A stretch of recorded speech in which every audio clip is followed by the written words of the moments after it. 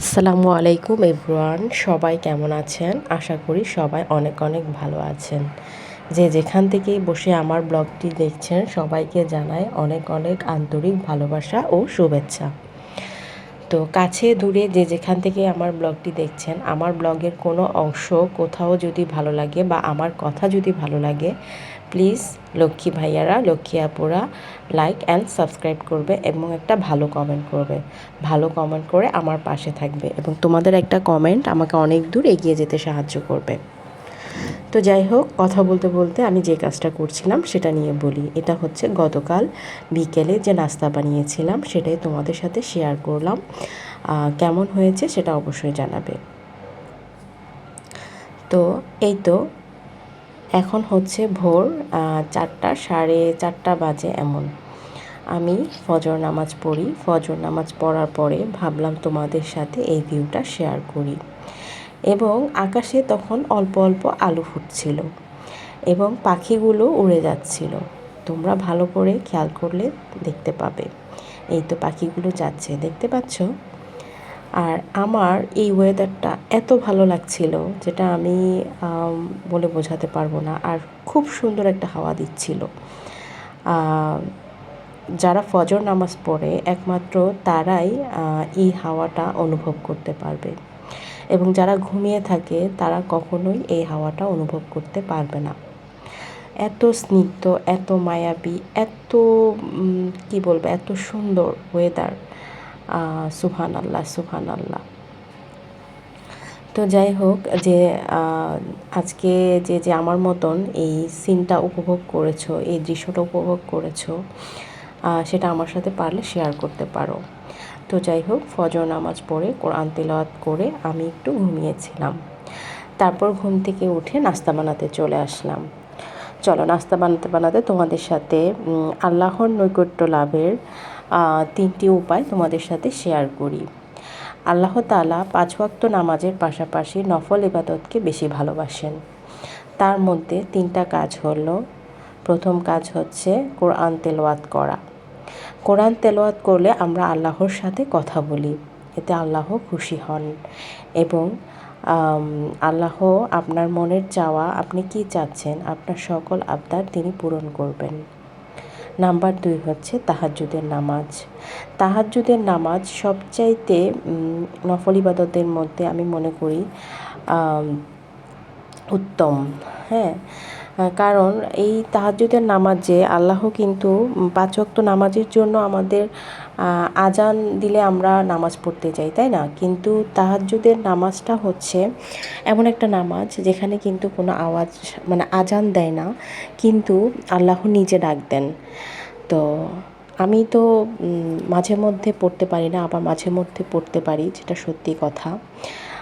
তোমরা কে কে তাহাজ্জুদের নামাজ পড়ো সেটা অবশ্যই জানাবে। তারপর হচ্ছে দান করা। তোমরা অবশ্যই দান করবে। নাম্বার 3 হচ্ছে দান করা। তারপরে হচ্ছে মানে কোথাও ঝগড়া লাগলে সেখানে চুপ করে থাকা, সকলের সাথে ভালো ব্যবহার করা। আল্লাহ এই চুপচাপ ইবাদতগুলা, যেগুলো আমরা চোখে দেখতে পাই না কিন্তু অনুভব করতে পারি, এই ইবাদতগুলো আল্লাহ অনেক পছন্দ করেন। তো অনেকে আছে ঝগড়া লাগলে তার মাঝখানে গিয়ে আরও 2টা বাড়িয়ে বলে, ঝগড়ার মধ্যে আরও বাড়িয়ে দেয় ঝগড়া। আবার অনেকে আছে চুপ করে হাসি মুখে ওখান থেকে চলে আসে অথবা নীরব থাকে। এটা একটা ইবাদত। যে ঝগড়ার মধ্যে সত্যি কথা জানার পরেও তর্ক করলো না, সেখান থেকে সরে আসলো, তার জন্য জান্নাতে একটি ঘর বানানো হয়। তো যাই হোক, এই ছিল আজকের তোমাদের সাথে মানে আল্লাহর নৈকট্য লাভের কিছু উপায়। তো 3টা উপায় তো বললাম, তাহাজ্জুদ পড়া, কোরআন পড়া, তারপর দান সদকা করা। তো আমি যতটুকু জানি ততটুকু তোমাদের সাথে শেয়ার করলাম। আর এদিকে কথা বলতে বলতে আমার রুটি বানানো শেষ, আর এদিকে আমি ডিমটাও ভাজি করে নিই। তারপর এদিকে তরকারিটা রান্না করতে বসিয়ে দিলাম। তরকারিটা তো কুটে নিলাম, তোমরা দেখলে। তো আজকে কি রান্না করব ভাবতে ভাবতে ওর বাবা শুক্রবারেই এনেছিল এই ছড়া বলবো না কচু বলবো, এটাকে কি বলবো আমি জানি না। তো আজকে কি দিয়ে রান্না করব সেটা ভাবতে ভাবতে ভাবলাম আজকে মুরগির যে পা, তারপর কলিজা, তারপর পাখা থাকে, আজকে ওগুলো দিয়ে রান্না করব। আমি জানি না কেউ বাসায় এভাবে রান্না করো কি না, কিন্তু আমি আজকে এভাবেই রান্না করছি। না না, খেতে কিন্তু একদম খারাপ হয়নি, খেতে কিন্তু অনেক সুস্বাদু হয়েছিল, যদিও প্রথমবার রান্না করেছি। এর আগেও রান্না করেছি কি না আমার মনে পড়ছে না, রান্না করলেও করতে পারি। তো যাই হোক, একটা কাজ আমার সবসময় পড়ে থাকে, যে কাজটা আমার করতে একদম মনে থাকে না, সেটা হচ্ছে জিরাটাকে টেলে নেওয়া এবং টেলে ব্লেন্ড করে নেওয়া। তো ভাবলাম না, আজকে এই কাজটা করেই নিই। ওইদিকে জিরাটা টেলে নিলাম, আর এইদিকে বেসিনে কিছু পাতিল ছিল, তোমরা দেখতেই পাচ্ছ, এগুলাকেও মেজে নিচ্ছি। আর কী যে বিরক্তকর, যখন আমি এগুলা ধুতে নিই তখনই আমার জামা কাপড় ভিজে যায়। তো আর আমি যখন ভিডিও করতে নিই তখনই কি হয়, আমার মোবাইলে চার্জ চলে যায়।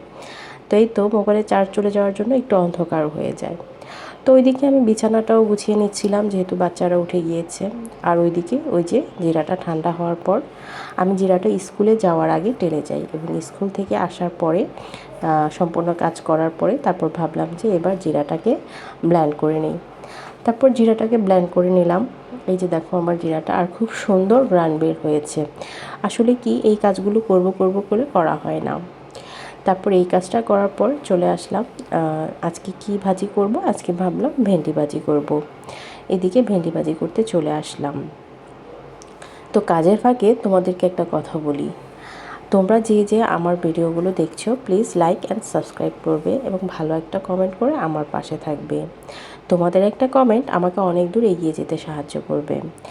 আর আমার ক্যামেরার কোয়ালিটি এত ভালো না, অনেকে আছে আইফোন দিয়ে ভিডিও করে, কিন্তু আমি তো গরিব মানুষ, আমি এত ভালো ক্যামেরা আমার কাছে নেই, আইফোন নেই। তোমাদের হয়তো দেখতে কষ্ট হচ্ছে, তবুও যে আপুরা আমার পাশে আছো তোমাদেরকে অনেক অনেক ধন্যবাদ। আর গত ব্লগে আমাকে অনেকেই কমেন্ট করেছো, গত ভিডিওগুলোতে সবাইকে অনেক অনেক ধন্যবাদ। এভাবেই তোমরা আমার পাশে থেকো এবং তোমাদের পাশেও আমাকে রেখো। তো যাই হোক, একটা আপুর নাম বলি, ওই আপুটার নাম হচ্ছে, আইডি নাম আশরাফুল। তো ওনাকে অনেক অনেক ধন্যবাদ, উনি অনেকগুলো কমেন্ট করেছেন আমার প্রত্যেকটা ব্লগে। আশরাফুল কি যেন এই মুহূর্তে আমার মনে পড়ছে না, দুঃখিত আপু। তো তোমাকে অনেক অনেক ধন্যবাদ এত সুন্দর কমেন্ট করার জন্য। আর এদিকে আমি খাবারটা রেডি করেছিলাম, ওইটাই তোমাদের সাথে শেয়ার করছিলাম। আর হচ্ছে বিকালের জন্য আবারও সেমাই রান্না করি। এই সেমাইটা খেতে কিন্তু গতকাল অনেক ভালো হয়, আজকেও অনেক ভালো হয়। তো সবাই ভালো থেকো, সুস্থ থেকো, আমাদের জন্য অনেক অনেক দোয়া করো। আল্লাহ হাফেজ।